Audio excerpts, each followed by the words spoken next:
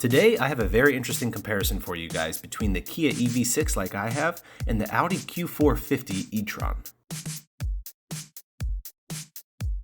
So the vehicles are actually quite similar. They're both all-electric crossover SUVs. I'm going to go over all the details with you guys, and I think this is really going to illustrate the value of the Kia EV6.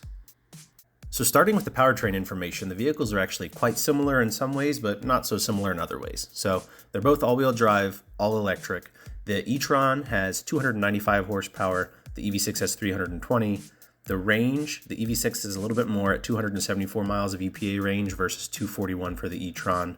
They both have around an 80 kilowatt hour battery. The e-Tron's at 82, the EV6 is at 77.4. The charging, though, that's a fairly big difference. The e-Tron charges from 5% to 80% in 38 minutes. The EV6, though, does it in about 20 minutes. So that's pretty significant, especially if you're going to go on road trips. And then the performance, the 0 to 60 time of the e-Tron is 5.8 seconds if you engage boost. The EV6 is 4.6 seconds. So the EV6 is significantly quicker than the e-Tron. Now moving to the dimensions of both vehicles, they're also very similar.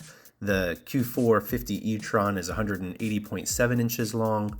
The EV6 is about 3.5 inches longer at 184.3. The wheelbase on the EV6 is about 5.5 inches longer at 114.2 inches versus 108.7 for the Q4 50 e-Tron. The e-Tron, though, is taller. It's about 4 inches taller at 64.7 inches. So it's more of an SUV ride height versus a CUV ride height for the EV6. They're both about 73, 74 inches wide. The Q4 50 e-Tron is heavier by a little over 350 pounds at 4861 pounds versus 4502 for the EV6.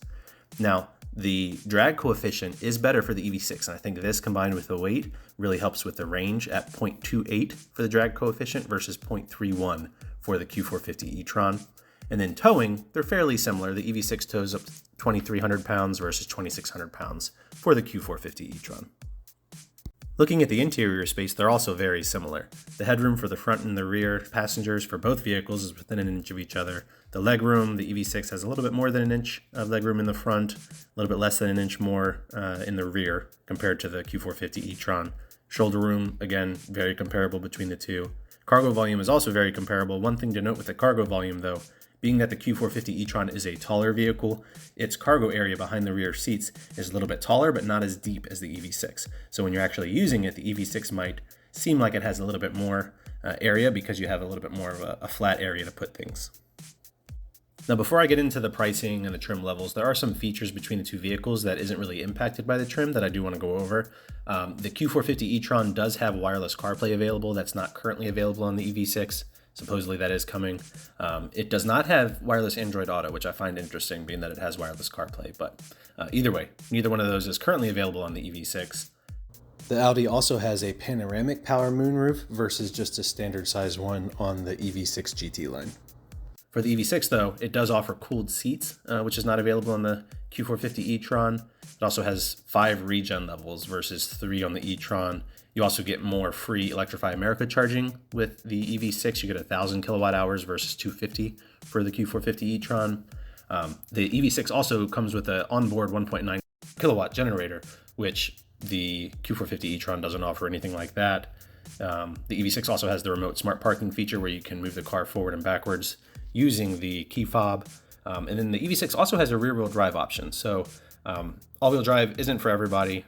It does cut back on range a little bit, so you can get the rear-wheel drive, you get more range, and you get less cost. So those are some things that are different between the two vehicles. Now looking at the pricing between the two, this is where I find it very interesting. The Q4 50 e-Tron comes in a premium trim, and you can get that with a convenience package that gives you power seats with a memory driver's seat, a power tailgate, an auto-dimming mirror, and a heated steering wheel. Overall, it's a little bit less full of features compared to the Wind, but this setup just like this is $56,295. Going up to the Premium Plus package, this includes those items as well as adaptive cruise control. This is more comparable to the Wind, and this starts at $58,595, and the Wind is $52,865, the Wind all-wheel drive.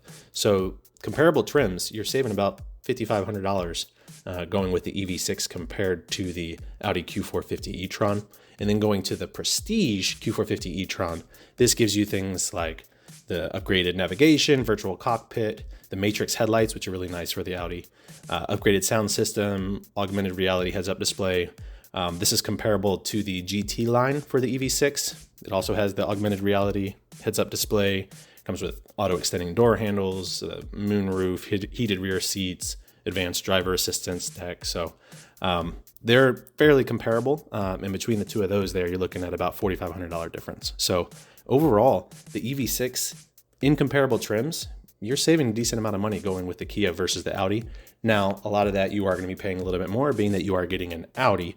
I think that has a little bit more of a certain statement than the Kia does. But in the bang for your buck, looking at the different features, the powertrains, I really think that the EV6 is a huge bargain compared to the Audi because, like I said, you get a lot of the same features, a lot of extra things with the EV6, and you get faster charging, faster car, more range. I really think this illustrates the value of the EV6 when looking at it with the Q450 e-Tron, especially since both vehicles came out within roughly 6 months of each other.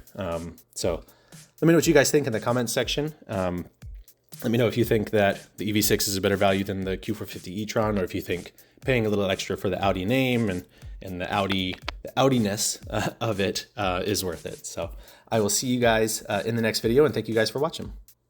Hey, if you like this video, please hit that like button and subscribe. It really helps me out. And follow me on all social media so you can stay up to date with the latest content. Thanks for watching.